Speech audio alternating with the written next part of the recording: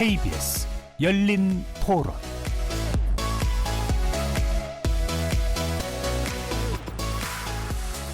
안녕하십니까? KBS 열린 토론 배종찬입니다. 대한민국은 민주공화국이다. 대한민국의 주권은 국민에게 있고 모든 권력은 국민으로부터 나온다. 헌법 제1조 1항과 2항의 내용입니다. 한때는 책 속의 문장에 불과했던 이 조문들이 거리의 시민들 입에서 울려 퍼진 적이 있습니다.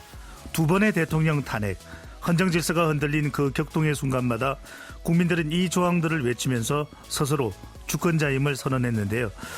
최근 정치권에서 개헌 논의가 다시 수면 위로 떠오르고 있습니다. 오늘 열린 토론에서는 헌법의 역사와 가치를 훑어보면서 더 나은 헌법을 만들기 위해 어떤 점을 고민해야 할지 논의해 보겠습니다. KBS 열린 토론 지금부터 시작합니다. 치열한 토론 속에서 더 나은 세상을 찾아갑니다. 올바른 세상을 만드는 첫걸음. 평일 저녁 7시 20분 KBS 열린 토론.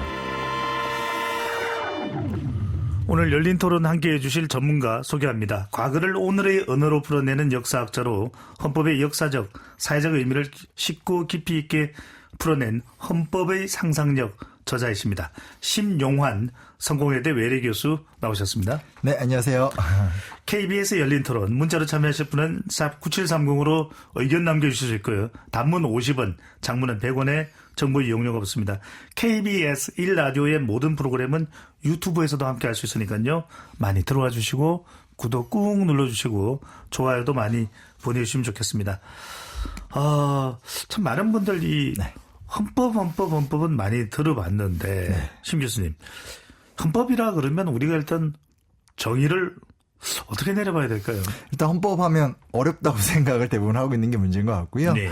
사실은 이제 인터넷 찾아보면 A4로 한 두세 장밖에 안 되기 때문에 이렇게 어려운 내용도 아니고 또 그렇게 내용이 어렵지도 않은데도 이상한 거부감이 좀 있는 것 같아요. 근데 일단은 헌법이라고 한다라면 그냥 제가 간단하게 드릴 수 있는 말씀은 우리 역사의 어떤 청사진, 그러니까 대한민국이라는 거대한 배의 기초 설계도, 그 말이 제일 적합한 것 같습니다. 네. 예를 들면 사실 우리가 뭐 3.1운동, 임시정부 이런 얘기 되게 많이 알고 있는데 3.1운동을 통해서 막 이렇게 어떤 민족운동이 일어났었을 때 임시정부가 만들어지기 전에 전국에 있는, 전 세계에 있는 독립운동가들이 모여들어서 첫 번째로 했었던 작업이 대한민국 임시헌장이라는 헌법을 만들고 시작을 하거든요. 그거는 이제 지금 현재 대한민국 법률정보센터에 들어가 보면 헌법의 전 단계, 그러니까 원형헌법인데 그게 지금 현재 우리가 다 볼 수 있는데 그런 것처럼 어떤 근대 민주국가가 시작을 할 적에 그 설계도다. 그러니까 사실은 되게 중요한 거고 네. 그 전까지는 설계도라는 게 없잖아요. 그냥 뭐 이성계가 만든 나라, 무슨 왕건이 만든 나라 이런 식이었더라면 그게 아니라 우리가 우리의 나라를 만드는 설계도니까 국민들이 좀 관심을 많이 가져줘야 되겠죠. 기본 원칙과 그렇죠. 질서라고 봐도 될 것 같고. 그렇죠. 네. 교수님, 이 재헌절입니다. 네. 이제 77주년을 맞이하게 됐는데 77주년을 맞는 재헌절. 네. 어떤 의미를 좀 살펴야 될까요?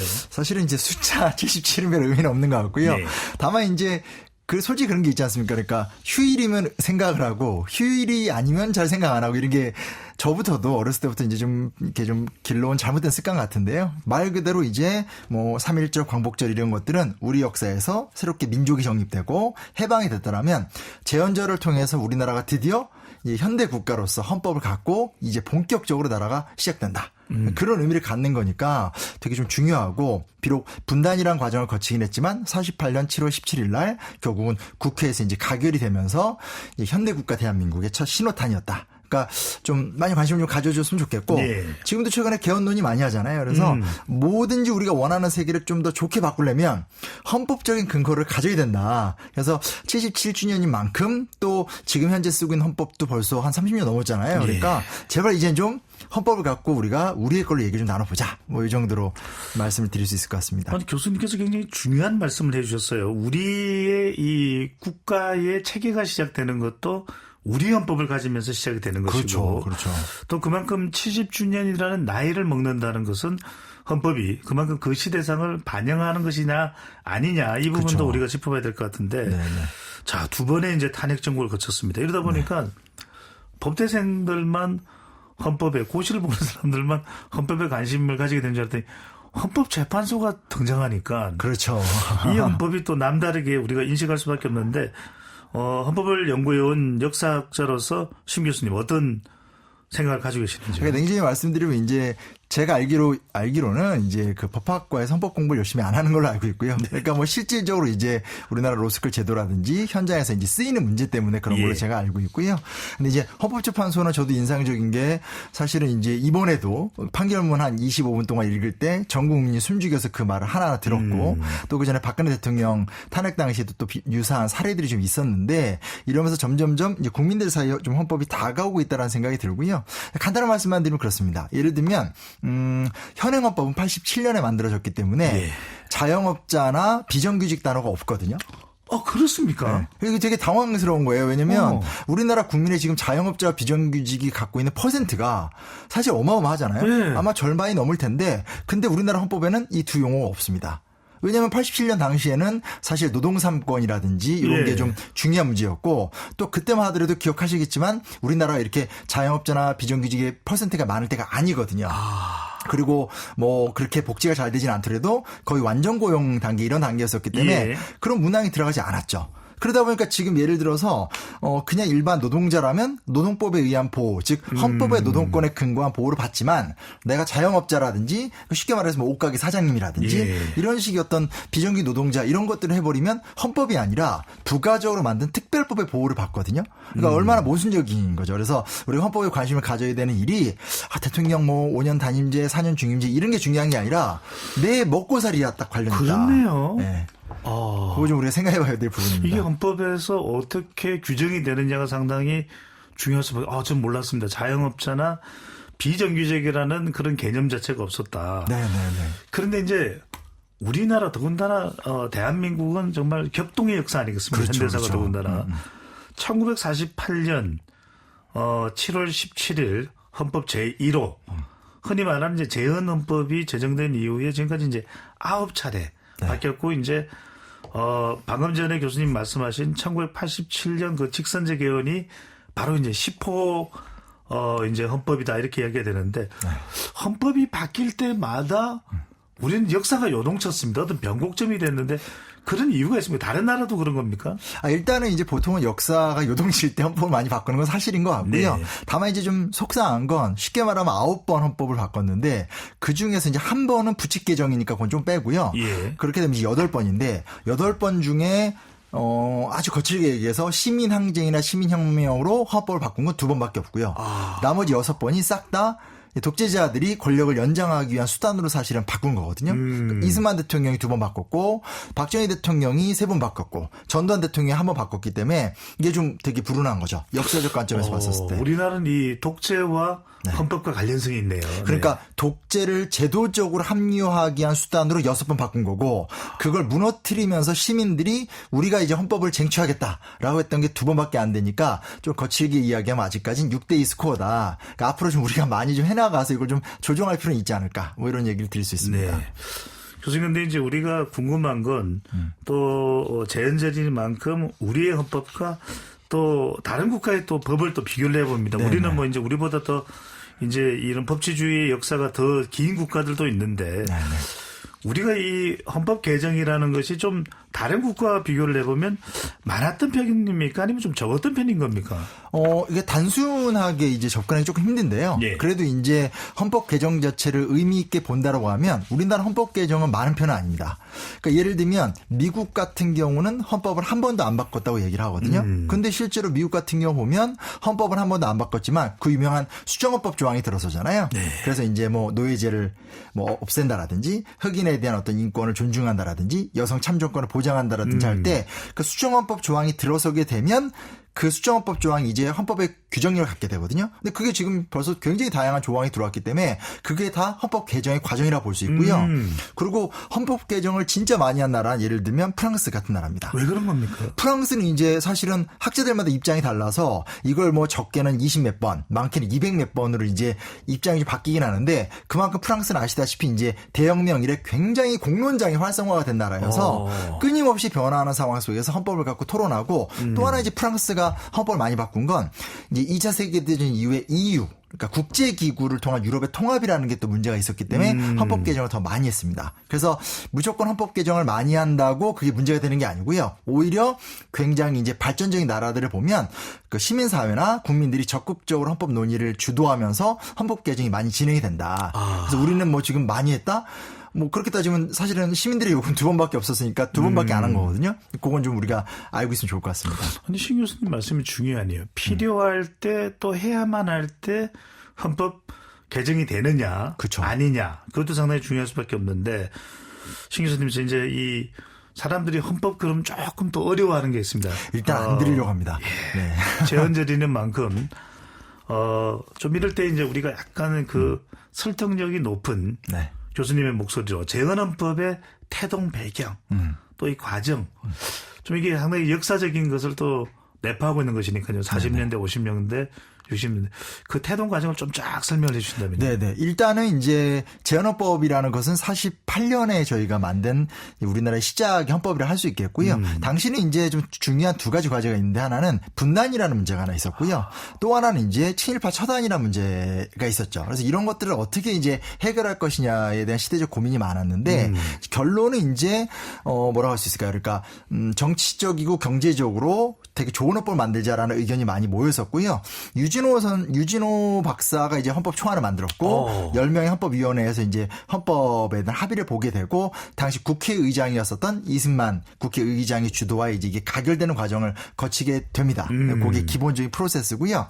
근데 되게 재밌는 게 뭐냐면 유진호 박사가 국회 본회의장에 나와서 이제 일종의 이제 공청회를 하는데 사람들이 막 국회의원들이 질의를 합니다. 그러니까 질의를 하니까 유진호 박사가 뭐라고 하냐면 우리가 추구하는 이 민주공화국은 정치적 자유는 신장될 것이고 하지만 경제적으로 자본주의를 취할 거기 때문에 이 자본주의에 의해서 경제적 불평등도 심화가 될 것이다. 그러니까 자유와 평등이 둘 다 중요한데 사실 서구의 선례를 봤었을 때 이 자유와 평등은 앞으로 우리나라가 발전한다는 전제 속에서 불균등해질 것이다. 그래서 이제 유진호 박사가 이제 주장했던 건 뭐냐면 자유와 평등이 불균등한 걸 막기 위해서 정부가 개입을 해서 경제적 불평등을 제어해야 된다. 그게 이제 우리나라 재헌헌법에 굉장히 좀 중요한 정신으로 들어가 있습니다. 경제 민주화를 유진호 박사가 이야기를 했던 것이군요. 그건 이제 제가 농담을 삼아서 맨날 얘기하는 네. 건데 이제 김종인 정치인께서 이제 자기가 경제 민주화의 선두주자라고 얘기하지만 그건 아닙니다. 그러니까 제가 뭐 김종인 씨 정치적 수사를 비난하는 건 아니고요. 네. 다만 이제 경제 민주화라는 단어는 1945년, 48년 요 사이에 다 하던 얘기고요. 좀 정확히 말하면 경제 민주화라는 단어보다 이제 균등 경제론. 네. 그러니까 모두가 비슷비슷하게 살아갈 적에 우리에게 충분한 민주적 권리를 누릴 수 있다라고 얘기를 했다라는 것들. 그래서 그런 거 좀 인상적으로 기억할 필요가 있습니다. 네, 제가 받아들이기에는 심 교수님 설명대로 상당히 좀 진보적이었다 맞습니다. 이런 생각이 들기도 하는데 심 교수님이 일전에 그런 말씀하신 바가 있으세요. 대한민국 수립 이후 가장 좋았던 헌법이 재헌헌법이다. 네. 어떤 이유가 있는 겁니까? 일단 이건 이제 저만이 아니라 이제 보통 이제 통상의 헌법학자나 헌법 연구자들이 반복적으로 하는 얘기죠. 그럴 수밖에 없는 건 사실은 그 이후에 이제 우리나라 역사가 굉장히 고단한 이 독재 정권의 시대를 보냈기 때문에 헌법이 악용된 측면이 많거든요. 근데 뭐 여러 가지 얘기를 할 수 있겠지만 단적으로 하나 말씀드리게 되면 이균점권이라는 조항이 들어가 있습니다. 이게 보통 이제 많은 사람들이 얘기를 하게 되는 건데 아까도 말씀드렸듯이 시간이 지나면 분명히 자유와 평등 사이에서 불균형이 생기기 때문에 이거를 방지하는 조항으로 이익 균점권 조항을 둔다. 그러니까 어려운 말이 아니고요. 시간이 지나면서 산업화가 진행이 되면 경제가 성장을 하게 되면 그로 인해서 부가 생기잖아요. 일정 정도 이상의 부는 기업가와 노동자가 같이 만들어내는 거기 때문에 그렇게 만들어진 일정 정도 이상의 부는 이익을 균점, 동등하게 나눠서 노동자의 생활 상태를 보충하겠다. 이 조항이 우리나라에서 재헌헌법에만 들어가 있습니다. 아니 마치 요즘의 법 있을 법한 그런 법처럼 들리기도 하는데요. 그렇죠.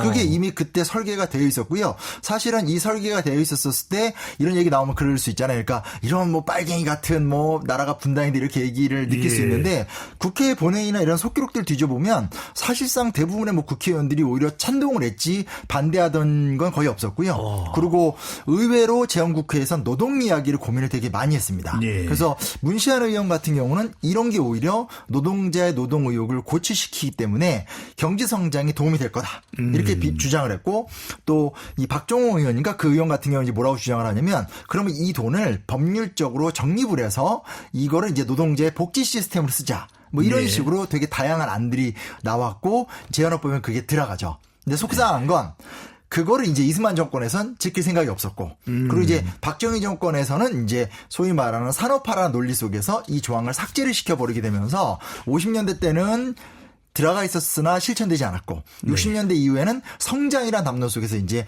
그 아예 헌법에서 빠져버리고 87년 개헌될 때 이 얘기가 안 나온 건 아닌데 아주 소수의 의원들이 이야기했었을 때 이제 거의 이제 무시가 되면서 현행헌법에 들어가 있지 않은 거죠. 네. 정말 격동의 이 헌법의 역사입니다. 방금 전에 말씀하신 대로 재헌헌법이 이제 지나가고 자, 방금 전에 신 교수님 말씀하신 이승만 정권이 이제 탄생을 해서 이승만 정권 당시에도 헌법이 두 번 아까 그런 이야기를 하셨어요. 독재 권력을 강화하기 위해서 헌법이 개정됐었다. 1952년에 발췌 개헌 그리고 1954년에 이거 유명하죠. 4.4 5.입 개헌. 어떤 내용입니까? 그러니까 최악의 사례라고 할 수 있겠고요. 네. 사실 이제 이 에피소드가 재밌어서 사람들이 많이 회자를 하는데 정말 진지하게 생각해 봐야 될 부분은 뭐냐면 우리나라 헌법이 만들어진 지 4년 만에 그리고 6년 만에 헌법이 바뀐 거예요. 그러니까 그거를 우리가 사실은 정말 진지하게 생각해야 된다는 거고 이승만 대통령에 대해서 많은 이제 학자들이 비판적일 수밖에 없는 것도 사실은 이 부분인 거죠. 왜냐하면 평생을 미국에서 독립운동하시면서 전 세계에서 가장 발달된 민주주의를 목도하신 분이 오셔서 본인이 권력을 연장하겠다고 나라 세운 지 4년 6년 만 헌법을 두 번이나 뜯어 고쳤다. 그러면 그 당시 국민들이 이 뭐라고 생각했겠습니까? 헌법이라는 건 결국은 권력자들의 편익에 불과하구나. 네. 이렇게 되는 거기 때문에 뭐 굉장히 좀 문제와 비판을 받을 수밖에 없는 거고요. 이제 내용을 살펴보게 되면 첫 번째 발췌 개헌은 말 그대로 이제 이거잖아요. 그러니까 그 당시 이제 우리나라 국회는 그 국회의원 선거가 2년이었거든요. 예. 2년밖에 안 됐고 국회의원을 뽑으면 국회의원이 대통령을 뽑는 구조예요. 근데 이제 1대 초대 의원 선거 또 지나고 나니까 이승만 대통령에 대한 비판적 여론이 높아지게 되는 거죠. 그러니까 이제 국회 간선제를 통해서 본인이 대통령이 될 가능성이 없다. 생각을 해서 이제 이걸 강제로 직선제로 바꿨던 게 이제 발췌 개헌이죠.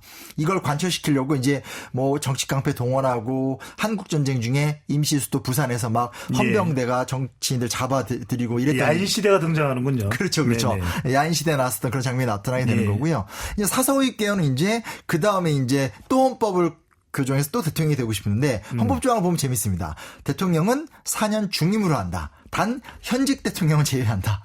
그러니까 자기 빼고 앞으로는 4년 중임제로 하겠다고 이제 얘기를 하게 되니까 문제가 되게 많았고 근데 이게 이제 이 자유당 내 이탈표가 있어가지고 예상했던 것보다 이제 뜻대로 안 되는 상태가 되니까 그 유명한 이제 반올림을 주장하게 되면서 이제 4.4 5.입 그렇죠. 강제로 이제 헌법을 밀어붙였던 사건인 겁니다. 네. 참 되게 좀 수치스럽고 속상했던 기억이죠. 요즘 4.4 5.입은 반올림이라는 거 우리 표현으로 이제 얘기가 되는데 52년에 이 발췌 개헌이 발췌를 뭐를 발췌했다는 겁니까? 그러니까 발췌 개헌은 사실은 이제 이게 부산 정치 파동하고 연결이 되는 건데요. 그러니까 이게 되게 웃긴 거죠. 전쟁 중에 헌법을 뜯어 고치려고 하는 발상도 웃긴 건데. 1952년입니다. 네, 한국 전쟁이 한참 중인. 예. 그때 이제 그 국회의원들을 겁박하고 정치 깡패를 동원해서 그 개헌을 추진했고요. 워낙 압박이 심하니까 국회 측에서도 개헌안을 냈습니다. 그래서 두 개의 개헌안의 내용을 발췌해서 섞었다. 라고 해서 이제 발췌 개헌이라는 말을 쓰게 되는 겁니다. 더 유리한 걸 발췌해서 섞었다. 근데 이제 중요한 사실은 뭐냐면 이승만 대통령은 헌법을 지킬 생각이 없는 사람입니다. 제가 이렇게 뭐 비판적으로 이야기하는 게 아니라 이승만 대통령 본인이 헌법을 바꿀 때는 자기 임기 때문에 바꾼 거고요. 실제 국가 운영할 때는 대부분 다 관료, 뭐 경찰 이런 사람들 동원해서 국가 운영하고 그게 이제 손대기 힘든 일들은 정치 깡패를 동원해서 일을 했기 때문에 그래서 비교적 이 당시 헌법의 내용이 발췌를 했던 4.4 5.입을 했던 내용상은 좋습니다. 그러나 헌법을 지키지 않았던 시대인 거죠. 자, 신 교수님 말씀을 들었다 보니까 더 헌법의 세계로 지금 빠져듭니다. 1954년 6.25 전쟁이 끝나고 난 이후에 4.4 5.입 개헌을 통해서 자신의 이 독재 권력을 연장한 이승만 정권. 1954년 이후의 운명은 어떻게 전개됩니까? 이제 당시 굉장히 이제 굉장히 안 좋은 상황으로 이제 전개가 될 수밖에 없게 되는데요. 예. 그 이후에는 사실 54년부터 60년 4.19혁명까지는 뭐 특별한 이야기가 없었고 이제 점점점 억압의 강도가 높아졌고 사실은 그때 뭐가 있냐면 헌법적으로 봤었을 때 자유당 의원들이 야 이대로 가면 이 대통령 유고가 되면 예. 이제 우리가 이 다음을 어떻게 하지? 근데 사실은 이승만을 대체할 수 있는 리더십을 가졌던 사람들이 자유당 내에는 없었고요.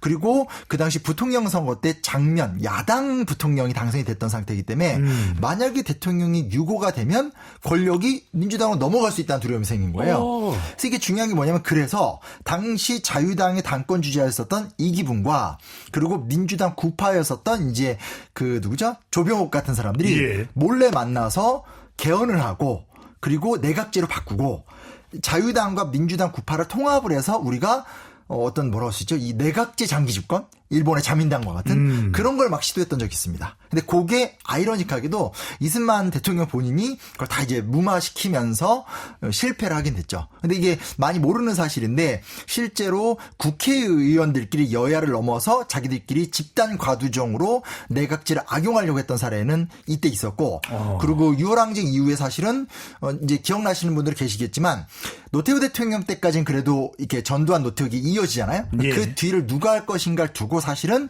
이제 민정당 내에서도 내각제로 가자라는 이야기들도 많았습니다. 그래서 아직까지 실현된 적은 없지만 우리나라에서 내각제 논의는 20하고는 좀 다르지만 어떤 그 과두정, 그러니까 지도자가 없는 집단이 이렇게 좀 정당의 이해관계를 모아서 내각제를 통한 권력 연장의 견안 같은 것들의 시도는 몇 번 있었다.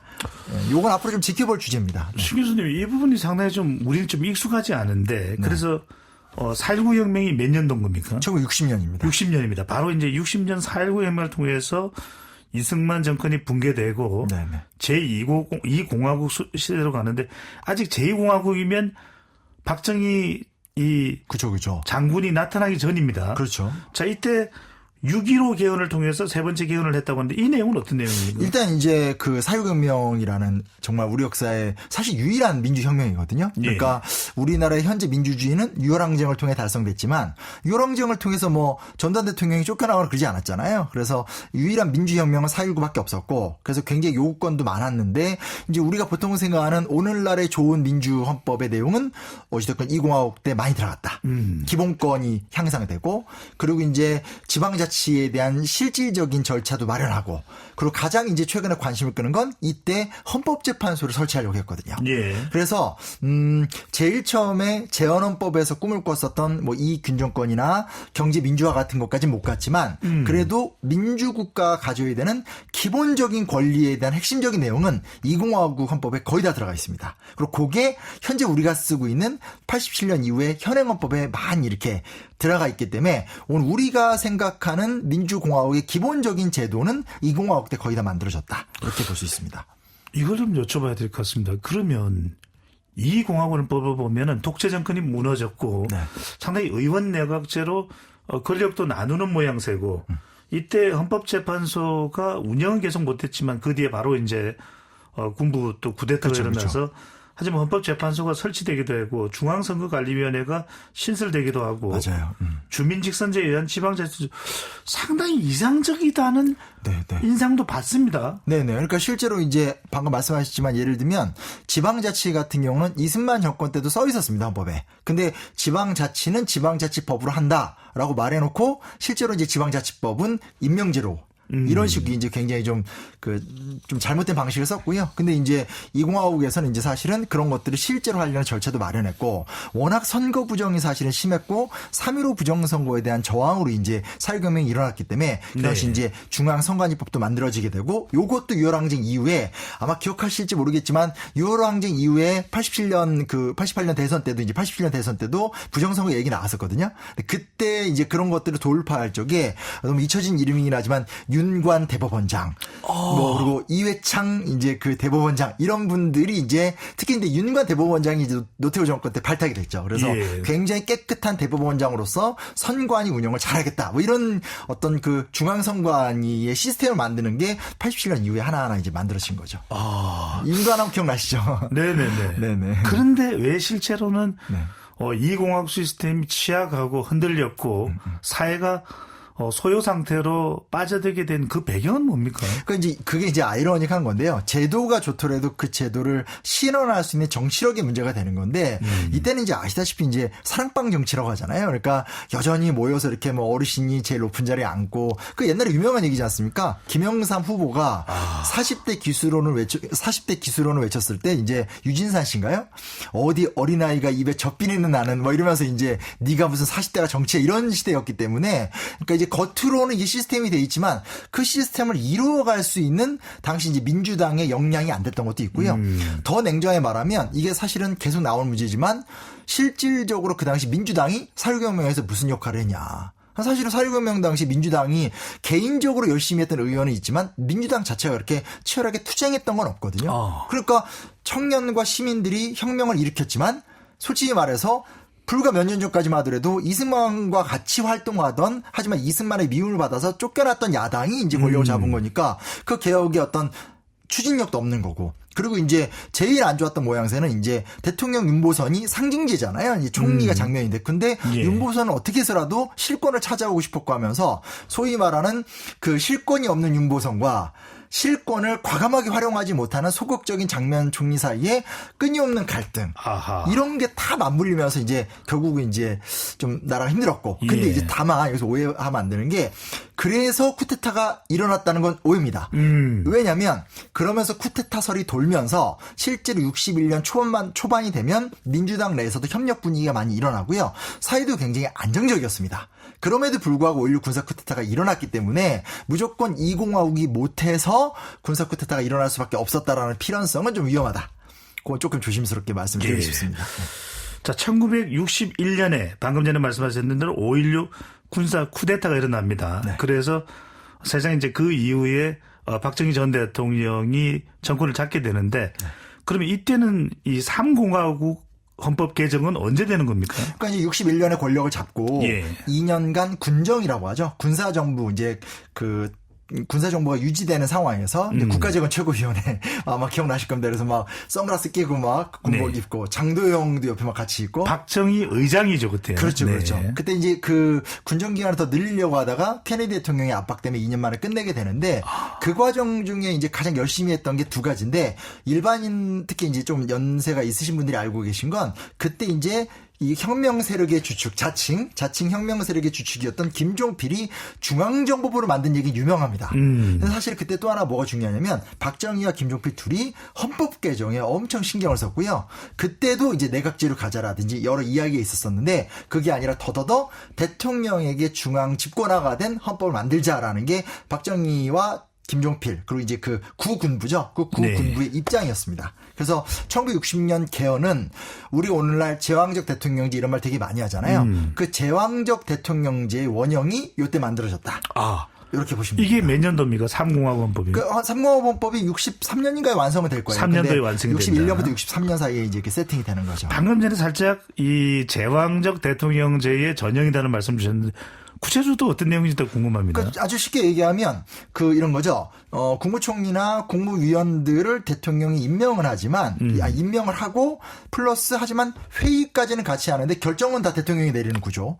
그리고 언제든지 국무총리도 뭐 자르면 자를 수 있고. 근데 이게 지금 이런 얘기하면 당연한 거 아니야 이렇게 다 물어보시거든요. 근데 실제로는 그 우리나라 재헌국회만 하더라도 주요 쟁점 상황에 대해서는 의결 같이 국무위원들끼리 토론도 하고 투표도 했고요. 그리고 다른 나라 같은 경우도 대통령의 국무회의 의결권에 대한 독점권을 제어하는 것들이 많습니다. 그중에 제일 유명한 건 프랑스죠. 프랑스는 아예 임명한 총리가 임기도 되게 많이 보장받고 총리가 대통령보다 내치에 관해서 국무회의를 훨씬 많이 엽니다.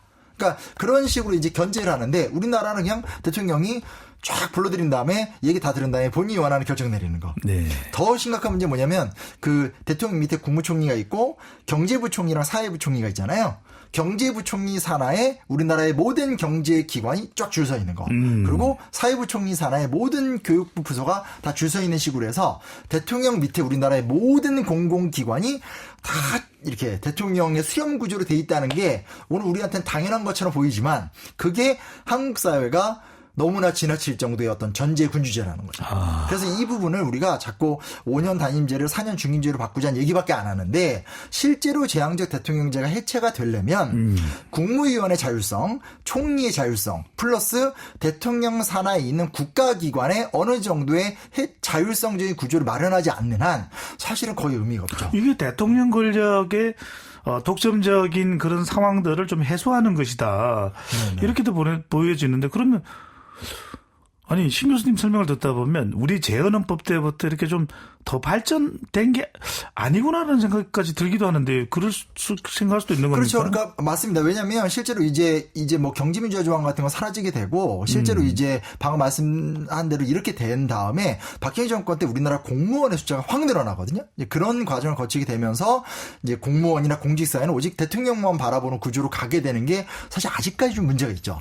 그래서 그 부분은 어떻게 하면 이제 대통령으로부터의 권력을 해체하되 공무원이나 공직 사회가 더더더 국민이나 시민을 위한 구조로 갈 것인가를 우리가 이제 고민해 봐야 되는 단계인데 솔직히 말해서 이제 대통령 선거 끝나고 나면 이런 데 사람들이 관심을 안 가집니다. 그게 굉장히 또 큰 문제라고 할 수 있죠. 자, 3공화국 헌법이 만들어져서 이제 시작이 되고 자, 72년 네. 12월 27일 이건 뭐 해가 바뀌기 며칠 전에 이게 유신헌법입니까? 그렇죠. 그렇죠. 유신헌법이 이 공표되게 되는 배경은 어떻게 됩니까? 일단 이제 가장 우리 역사 최악의 순간이고요. 그러니까 누누이 말씀드리지만 우리 역사만이 아니라 헌정사적 질서로 봤었을 때 2차 세계대전 이후에 가장 높은 단계의 독재 단계라고 볼 수 있겠고요. 네. 사실은 이제 우리 그런 거 예전에 뭐 도끼 만행 사건 뭐 이런 거 배우잖아요. 그게 다 69년에서 71년 사이에 집중적으로 이루어지거든요. 왜 그러냐면 베트남 전쟁에서 드디어 미국이 발을 빼게 되고 자유세계가 이제 소위 말하는 베트남 전쟁에서 패배를 하는 과정 이 단계로 들어가게 되니까 이 과정 속에서 미국 입장에선 아시아의 동맹 국가들에 대한 핵무기 지원을 하지만 가급적인 거 니들이 좀 알아서 해라 하면서 특히 이 당시 문제를 풀 때 미국이 소련을 견제하려고 중국과 밀약을 많이 맺게 되거든요. 네. 그러니까 이거에 대한 대응으로 결국 박정희 정권 입장에선 그러면 미국도 믿을 수 없다라고 한다면 우리만의 독자적인 뭔가 체제를 완성시키겠다라는 명분을 갖게 되는 거고 그러면서 결국은 70년, 71년 사이에 어마어마한 소위 말하는 그 이 반공 분위기를 막 정서를 만들게 되는 거죠. 그리고 그런 정서를 만드는 상태에서 어떤 이런 민족사적 위기를 타개할 수 있는 길은 뭐냐? 나를 중심으로 한, 그러니까 박정희를 중심으로 한 아주 혼연일체화된 시스템이 만들어야 된다. 네. 그게 이제 유신체제라고 할 수 있게 되는 거고, 유신체제가 만들어지는 과정을 보게 되면, 우리 알다시피 그때 이제 비상선언을 하게 되면서, 도무지 기존 헌법이 갑자기 대통령 명령에 의해서 중지가 되고 누가 만들었는지도 모르는 비상국무회의가 등장을 하고 역사의 가장 큰 미스터리는 뭐냐면 유신헌법을 누가 만든지 모르거든요.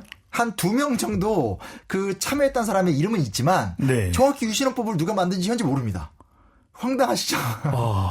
누가 만든지도 모르는 유신헌법이 등장하게 되고 그거를 2-3달 만에 국민적인 수렴 없이 땅땅 통과시켜버리고 네. 그 헌법의 내용을 보게 되면 대통령 6년 무한제 그러니까 6년에 한 번씩 하지만 계속 할 수 있고 그리고 국회는 언제든지 대통령이 해산시킬 수 있고 대통령은 통일주체 국민회의에서 박정희 대통령의 충성론자들이 그냥 박정희 대통령을 뽑는 구조가 되고 그리고 이제 그 다음 이제 아마 기억나시겠지만 긴급조치 같은 특별 조항들을 만들어서 언제든지 뭐 저항 세력들을 분쇄할 수 있는 구조들을 만들게 되고 이렇게 되면서 우리 역사의 가장 어두운 70년대의 어떤 시대가 이제 돌입을 하게 되는 거죠. 네. 아니 직선제 대선에서도 당선됐었던 박정희 대통령이 이렇게 유신헌법. 자 궁금해지는 게 방금 전에 이제 그 유신헌법이 얼마나 비합리적인가 비정상적인가 설명해 주신. 교수님 그 유신이라는 게 한자일 텐데 유신 어떤 의미입니까? 그게? 이제 무엇인가를 새롭게 한다 이런 뜻으로 많이 얘기를 하게 되는데요. 예. 근데 이제 유신하면 이제 우리가 알고 있는 건 메이지 유신. 네. 그 똑같은 의미입니까? 그렇죠. 그리고 이제 예전으로 가면 이제 예전에 어디죠? 이렇게 다이카 계신 건 유신 아니고 계신이라 말을 쓰는데 이제 그러면서 결국은 이제 어떻게 보면 이제 좀 아주 강하게 비판하시는 분들은 일본주의자 박정희라고도 얘기를 하고 일본주의자까지 안 가더라도 네. 어떤 그런 그 옛날에 일본의 제국주의 시대 만주국 시대의 경험이라는 것이 여기에 좀 투영이 되지 않았나 그런 비판들도 많이 하시죠. 예. 네. 자 그러면 이제 그게 3공화국이고 네. 사공화국을 간 거죠. 유신을 통해서 사공화국. 유신이 이제 1972년 12월 27일에 4공화국이네요. 보통 그렇게 나눕니다. 네. 유신헌법이 4공화국입니다. 그렇죠, 그렇죠. 자, 특히 이제 중요한 것이 아까 이제 그 재헌헌법에서는 상당히 이 노동자에 관련된 부분을 전향적으로 다루었다는 말씀 주셨는데 산업화 시대를 이야기할 때 상당히 박정희 시대에 대해서 공으로 평가를 많이 하거든요. 이때 네네. 노동 관련 문제가 헌법에서는 어떻게 다뤄졌습니까? 아니 이제 그걸 항상 공으로만 평가한다는 게 좀 문제가 있다는 생각이 들게 되고요. 어찌됐건 간에 이제 제헌헌법 당시만 하더라도 우리나라 산업 발달이 활발하게 이루어졌던 상황은 아니었고 이제 결국은 박정희 정권 때 산업화가 활발하게 이루어지게 되는데 문제는 그 당시에도 뭐 내용이 오늘날 보기엔 좀 부실하더라도 근로기준법 같은 것들이 다 있거든요. 뭐 8시간 노동제, 일주일에 뭐 하루 반 정도 휴식 다 있습니다. 문제는 하나도 안 지켰다는 거죠. 하나도 안 지켰고 그 하나도 안 지키는 상황에서 그 유명한 70년 전태일 분신한 거, 예. 동일 방지 원풍 모방 투쟁 같은 것들이 진행이 됐지만 그 투쟁에 대해서 박정희 정권 철저하게 외면했고요.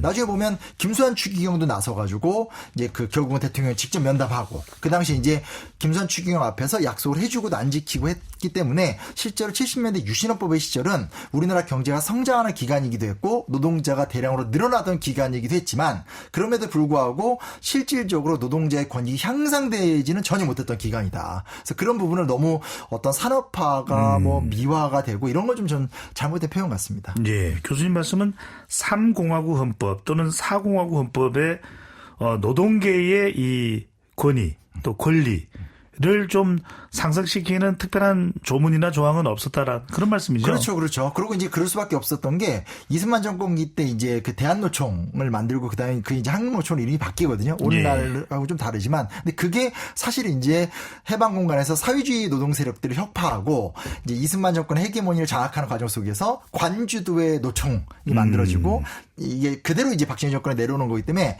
노동조합의 전체 단위인 노총이 노동자의 권익을 대변하는 것이 아니라 노동자 조직, 민주노조를 다 파괴하는 형태로 사실은 70년대까지, 80년대까지 기능했죠. 그런 단계를 거쳤기 때문에 노동의 성장에 대비 노동의 권리를 쟁취하지 못했던 시대였다라는 네. 것도 좀 같이 기억하면 좋을 것 같습니다. 제헌절과 관련된 이야기 나누고 있습니다만 심 교수님 말씀을 들으니 역사를 알아야 사회가 이해된다는 것이 선뜻 와닿는 그런 또 시간입니다. KBS 열린 토론 잠시 참여 안내 로고 듣고 2부로 돌아오겠습니다.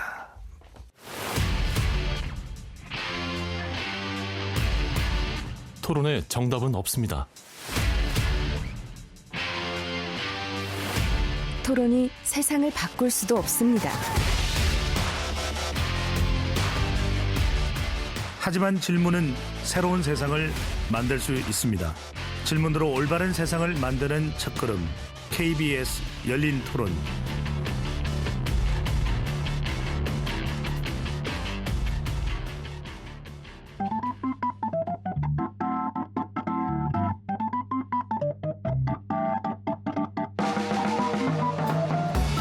세상을 바꾸는 질문, 열린 토론이 시작합니다. KBS 열린 토론은 언제나 열려 있습니다. 단문 50원, 장문 100원의 유료 문자 샵 9730 그리고 KBS 어플리케이션 콩으로 여러분의 의견을 남겨주세요. KBS 열린 토론 2부 이어가겠습니다. 제77주년 제헌절에 돌아보는 대한민국의 헌법 가치, 역사라는 주제로 토론하고 있습니다. 심영환 성공회대 외래 교수 계속 같이 하시고요. 한 분 더 새롭게 소개합니다. 헌법학과 법사회학 분야를 중심으로 활발하게 강의와 연구를 해온 법학자시죠. 한상희 건국대학교 법학전문대학원 교수 함께합니다. 어서 오십시오. 네, 반갑습니다. 네, 이 1980년대 우리 사회가 이제 큰 격동의 시기를 맞게 되는데 그 이전 시기까지 심 교수와 함께 짚어봤습니다. 이제 다 해주시면 돼요. 한 교수님, 1980년 이제 쿠데타를 통해서 정권을 전두환 정권을 잡게 되는데 이제 그러고 나서 10월 27일 같은 해입니까? 1980년 이 5공화국 개헌을 하게 되는 해가 언제입니까? 80년이죠. 80년입니다. 네. 12.7 5공화국 개헌 주요 내용은 어떤 내용입니까? 그 80년 헌법은 신군부에 의한 개헌이었는데요.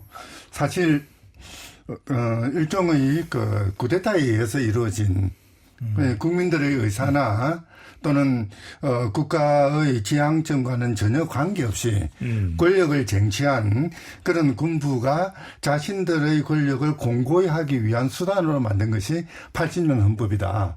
뭐 이렇게 보면 되겠죠.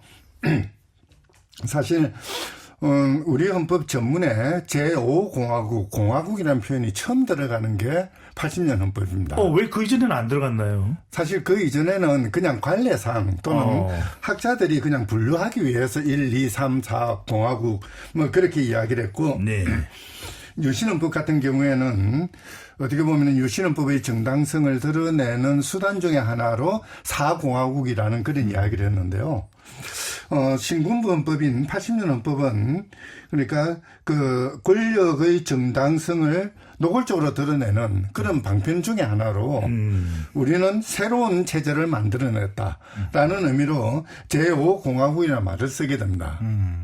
어떻게 보면 이건 역으로 그만큼 정당성이 없을 뿐만 아니라 더 나아가서 유신헌법에 이어서 권력이 고도로 대통령에게 집중되고 그런 집중된 권력을 바탕으로 권위주의 체제를 만들어 나가는 그런 시대였다고 이야기할 수 있는 거죠. 네. 그러면은 그 직전에 있었던 박정희 정권 때에 이 4공화국 유신헌법과 비교해봐도 그냥 시즌2 정도로 봐야 될까요? 그렇죠. 새로운 버전이다라고 보면 되겠죠. 사실 유신헌법에 있었던 그런 독소 조항들이 그렇게 없어지지도 않았고요. 네. 뭐 어떻게 보면은 이제 유신헌법에 있었던 통일주체 국민회의 뭐 이런 잘못된 제도 정도를 털어버리는 그러나 그럼에도 불구하고 여전히 그러니까 권력은 대통령이 장악을 하고 또 더 나아가서 여전히 유신헌법과 마찬가지로 헌법이 아니라 예를 들어서 중앙정보부의 후신인 안정예부 안기부 예. 뭐 이런 비밀경찰이나 기무사와 같은 그런 군사력에 의해서 통치가 이루어지던 뭐 그런 상황이었죠. 그렇게 본다면은 그러니까 72년 헌법, 유신헌법 그리고 80년 신군부 헌법은 맥을 같이 한다. 크게 다르지 않다라고 해도 과언은 아닌 거죠. 자, 이런 우리 헌법에서의 이른바 흑역사를 이제 지나와서 신 교수님 1987년 6월 제 귓가에도 지금 그날의 함성 소리가 또 들리는 것 같기도 합니다.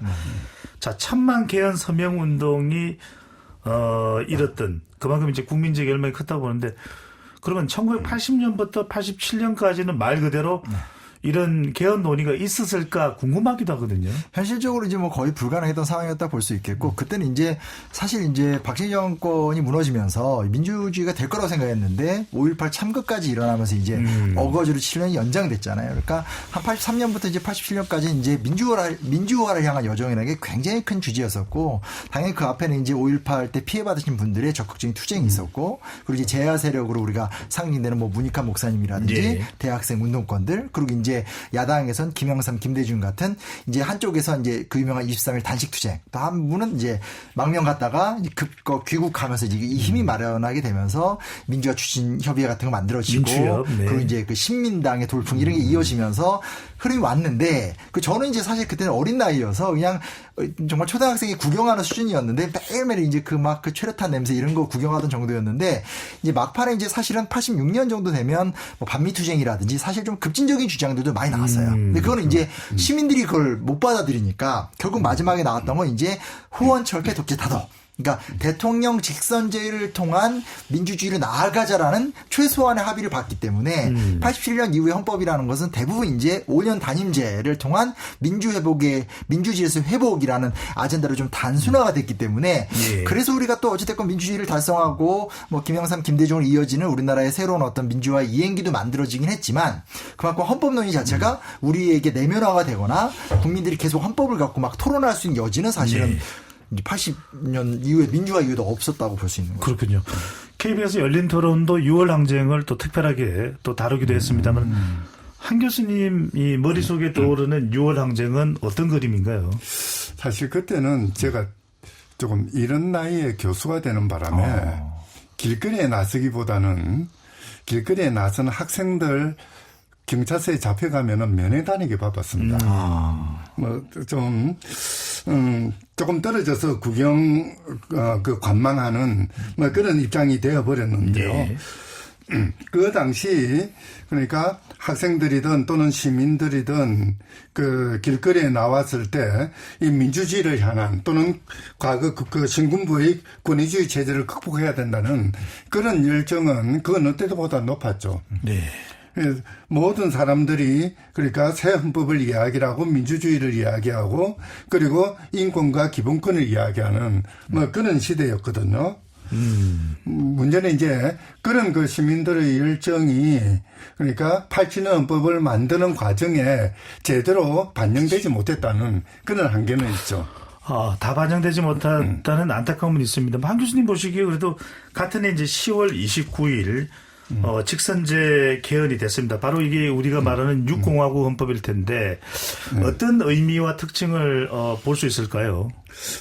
사실 우리 헌법사를 보면은 헌법의 제정이나 개정 과정에 국민들이 그렇게 관심을 가지고 참여할 수 있었던 것은 재헌헌법, 그리고 4.19 직후에 있었던 60년 헌법, 민주당 헌법이죠.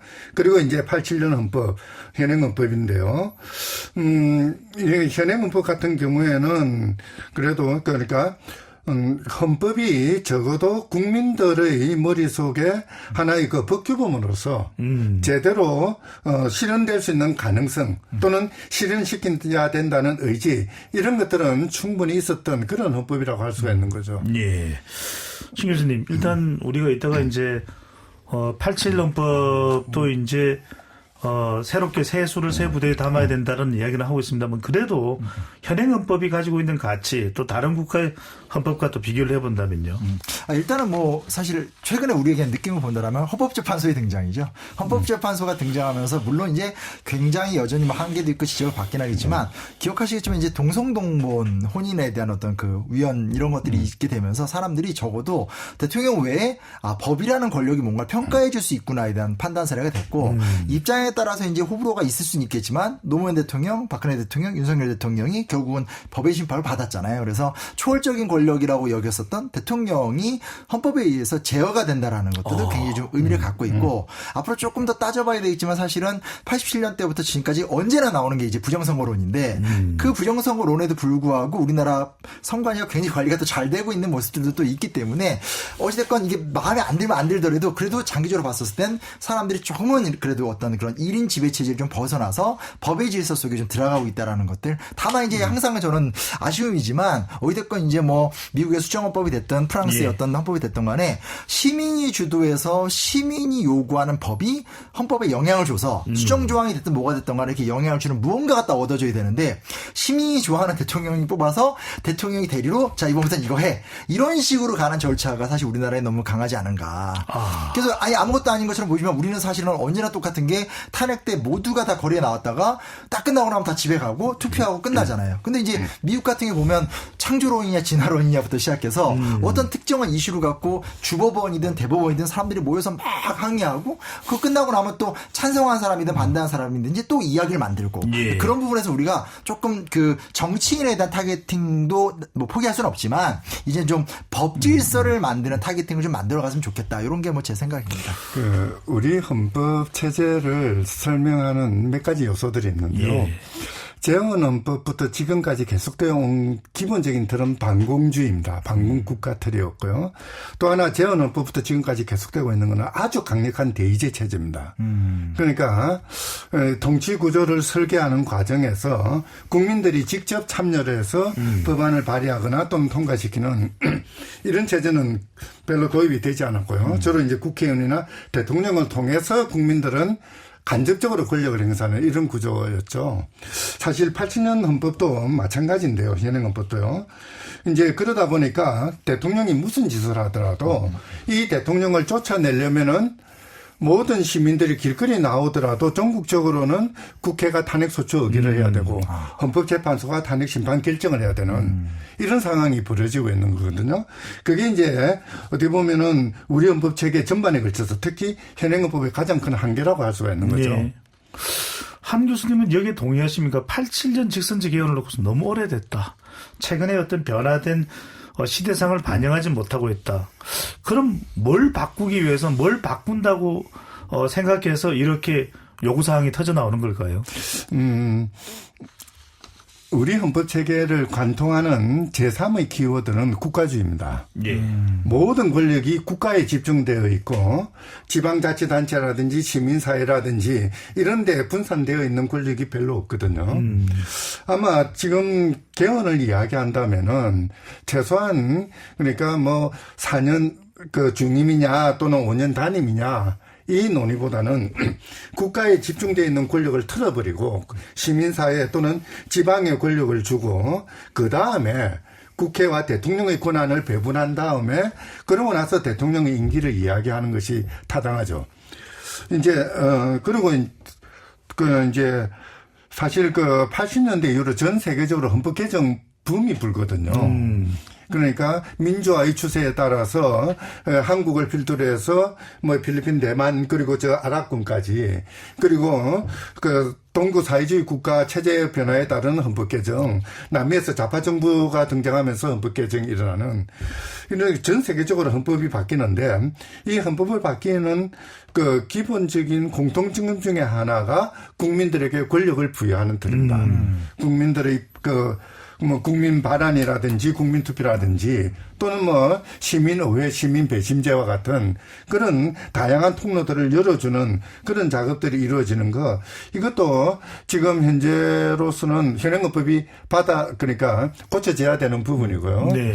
또 더 나아가서 뭐 요즘 이야기 많이 나오듯이 복합위기 시대 인공지능의 문제 또는 그 기후위기의 문제 더 나아가서 돌봄의 문제라든지 보다 구체적이고 직접적인 복지의 문제라든지 뭐 이런 것들을 헌법에 반영하는 그런 작업들이 이루어져야 되거든요. 뭐 그러기 위해서는 현행 헌법은 너무 오래되었다. 맞아요. 이제는 바꿔야 되지 않는가. 신 교수님 어떻게 보시는지. 그래서 참 우리는 이 개헌 이야기하면 권력 구조 이야기밖에 하는 것은 정치권이 주도하기 때문에 아까도 이제 그 이야기를 일부에서 좀 하시긴 했습니다만 그럼 어떤 걸 구체적으로 논의해서 이 헌법에 포함시킬 것을 또는 헌법에서 다룰 것을 생각을 해야 될까요? 그러니까 아까도 이제 뭐 제일 처음에 말했던 건 이제 헌법 조항에 자영업자나 비정규직 없다. 그거 박아놓고 그 다음에 자영업과 비정규직에 대한 전면적인 논의를 시행하는 법적 근거를 만들어야 된다 이런 얘기 말씀드렸는데 예를 들면 젠더 문제 대표적이거든요. 지금 저희들 그러니까 저희 세대만 하더라도 좀 이런 노동의 문제, 권력의 문제에 관심이 많더라면 사실 자라나는 2030 세대들 입장에서 생각보다 굉장히 뜨거운 주제는 사실은 어떤 그 성의 문제란 말이에요. 근데 그게 실제로 갈등을 낳고 그 안에서 어떤 뭐 이렇게 뭐 여혐 남혐 같은 현상으로 굉장히 변용되고 또 군대 월급 문제 이렇게 이제 아주 왜곡된 형태로 가고 있는데 사실은 그 주제 자체가 헌법의 틀거리에 들어와서 사회적인 논쟁으로 합의를 봐서 새로운 형태의 어떤 차별 금지가 됐던 성소수자가 됐든 여성 문제가 됐든 이게 합의를 한다라면 그게 새로운 지평을 넣을 수도 있는 거고 선생님 말씀해 주셨지만 기후 위기 같은 건 당장 외면할 수 있는 문제가 아니잖아요. 매번 나와서 주기적으로 기후학자들이 지금 지구 온도가 올라간다고 하지만 우리나라가 하는 건 아무것도 없고 우리나라 에너지 소비는 전 세계 10위권 안에 든단 말이에요. 근데 이 문제에 대한 헌법 개정과 강력한 법률의 집행과 시민사회의 동참이 없이 전 지구적 위기에 대응한다? 그건 말이 안 되거든요. 그래서 이런 식으로 주제가 바뀌는 부분도 좀 필요하다는 말씀을 제가 덧붙이고 싶습니다. 네. 발상의 전환도 필요하죠. 그러니까 성의 문제, 젠더 문제 같은 경우에도 예를 들자면은 베네수엘라나 또는 저 칠레 헌법 개정안 뭐 이런 경우에는 가사노동, 돌봄노동 이것이 경제활동이라는 거 인정을 하고 있거든요. 그리고 거기에 부가해서 가사노동이나 돌봄노동이 젠더별로 편중되지 않도록 하라. 그렇죠. 이런 조항들이 들어가거든요. 그러니까 과거에는 헌법 그러면은 권력의 문제, 정치의 문제로 돌렸던 것이 예. 지금에는 헌법은 우리의 일상을 바꾸는 헌법으로 인식이 되고 있는 거죠. 그러니까 시민사회 또는 각 분야에서의 요구사항들이 대의제를 통해서 그러니까 국회를 통해서 예. 입법되는 것도 필요하지만은 그것이 헌법으로 수렴이 되어서 그 국가의 기본적인 운영 원리로 고착되는 거, 뭐 이런 것도 또 상당히 중요한 부분이죠. 정말 실생활과 관련된 살아있는 기본권과 주권자의 권리를 더 강화해야 된다는 두 분 말씀이 상당히 또 귀에 와닿는데, 그래도 우리가 워낙 관심이 많아서 권력구조 이야기를 안 할 수는 없습니다. 신 교수님 어떻습니까? 지금 뭐 지난 대선 과정을 통해서 4년 중임이다, 연임이다. 4년 연임, 4년 중임 이게 좋은 겁니까?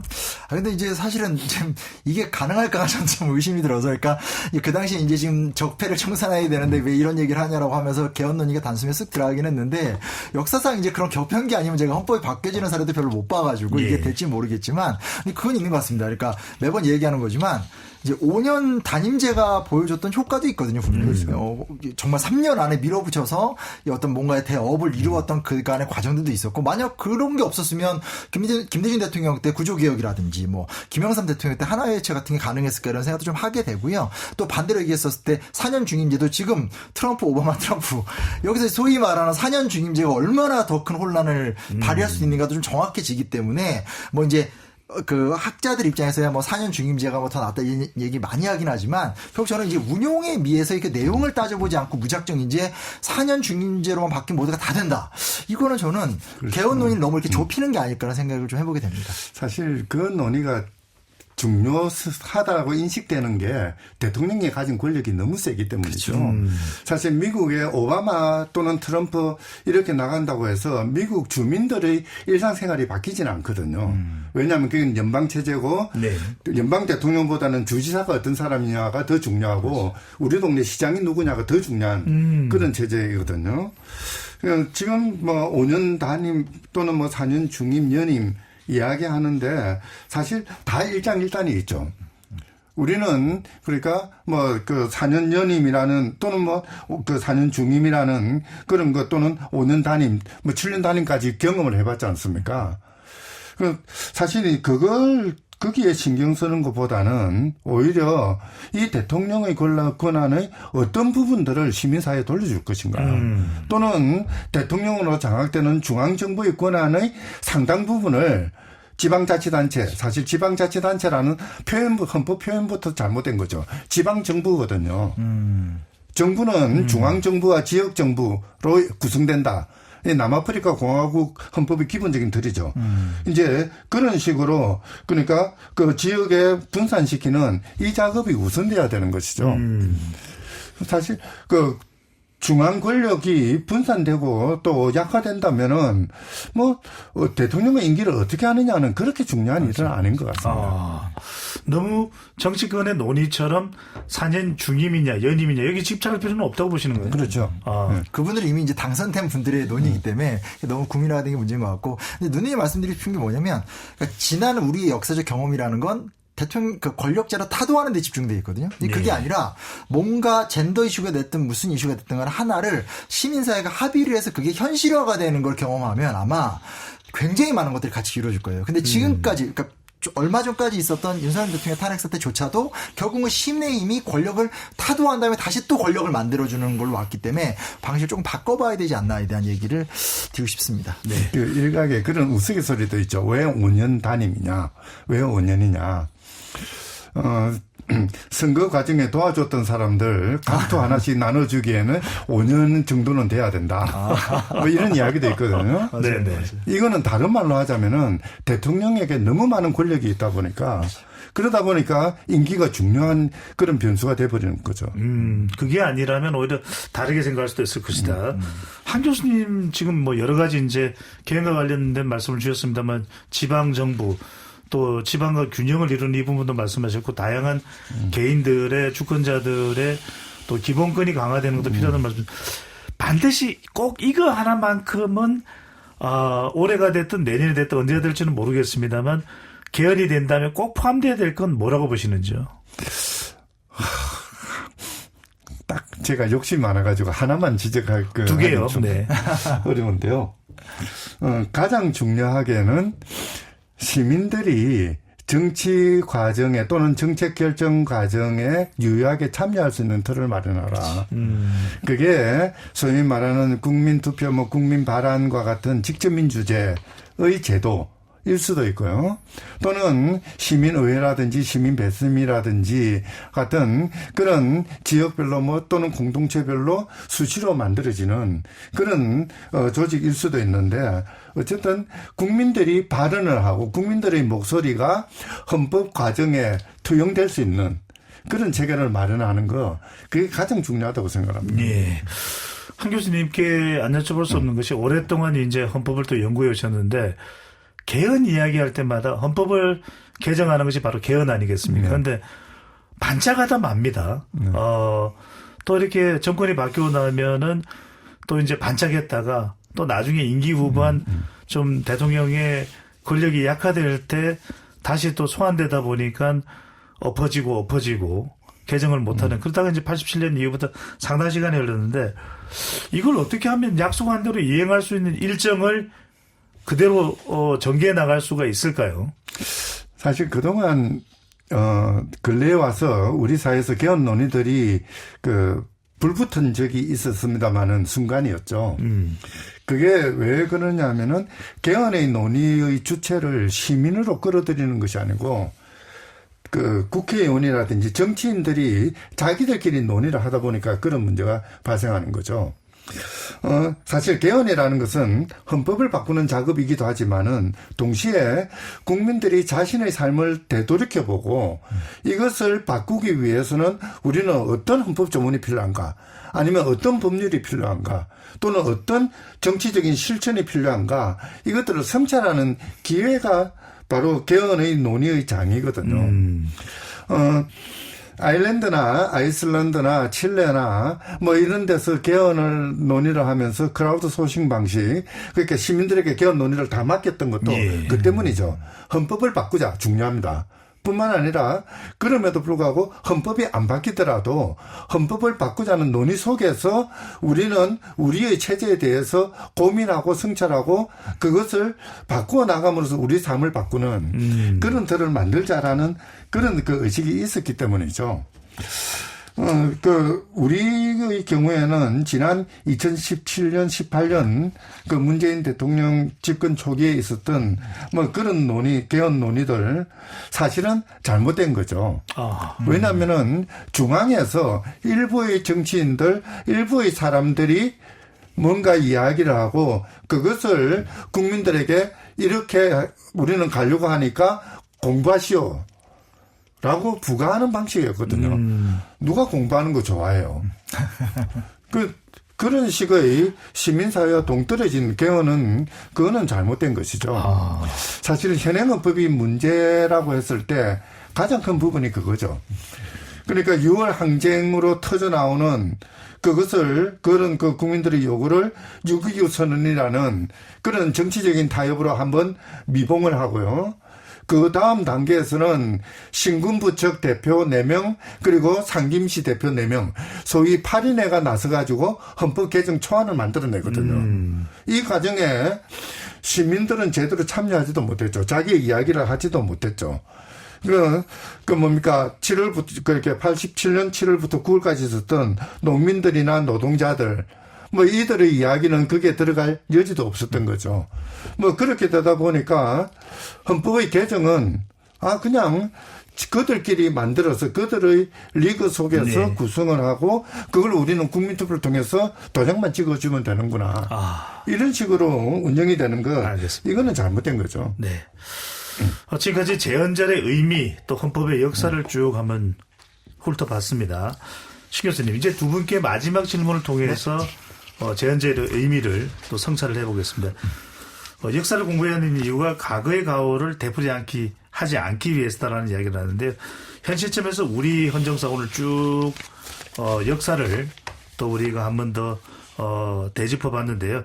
꼭 기억해야 할 교훈이 있다면 무엇인지 말씀해 주십시오. 아까 선생님께서 이제 공부하는 거 누구나 싫어하겠냐고 얘기했는데 공부하는 게 싫긴 하지만 또 우리 미래를 위해서는 같이 또 공부를 해야 될 필요가 있는 것 같은데 여튼간 한국의 이 헌정사라는 건 생각보다 굉장히 드라마틱하고 높은 꿈을 꿨지만 그것이 아직 현실화를 못했고 또 과정에서 정말 힘든 고개를 넘었지만 또 그럼에도 불구하고 민주공화국이 됐기 때문에 이런 거 이제 좀 즐겁게 너무 어렵게 법 공부한다고 생각하지 말고 역사 공부한다는 마인드 속에서 해 나가다 보면 그 안에서 내가 얻게 되는 내 삶과 관련된 인사이트 그런 뜻 있는 사람들이 모여서 이야기를 좀 풀어가면 좋지 않을까. 그래서 좀 즐겁게 제헌절을 맞이해서 헌법과 대한민국 현대사를 같이 좀 공부해봤으면 좋겠습니다. 네. 오늘 이 시간을 통해서 많은 분들이 또 정확한 헌법의 역사, 우리 현대사에서 또 한번 확인을 할 수 있는 시기도 기회가 됐다는 점도 좋았다는 생각이 들고요. 한상희 교수님, 개헌 논의가 시작되는 시점에서 우리 사회가 놓치지 말아야 할 부분이 있다면 무엇인지 또 한 말씀 해 주십시오. 개헌하면은 가장 중심적인 거는 헌법에 우리의 목소리, 우리의 그 말이 들어갈 수 있어야 됩니다. 우리들의 단어가 헌법에 있어야만이 우리가 해석하는 것이거든요. 그들의 단어, 그들의 용어를 사용하는 헌법은 그들이 해석하는 거죠. 그걸 하나 말씀드리고 싶고요. 사실 우리 헌법은 그러니까 그 70년 동안에 뭐 9번 개정이 되었다. 너무 잦은 게 아니냐. 독일은 49년 헌법을 만들어 지금까지 60번 개정을 했습니다. 미국은 물론 200년 넘는 역사이긴 합니다만은 그렇게 그냥 조문수로 따져서 27개 조문을 바꿨죠.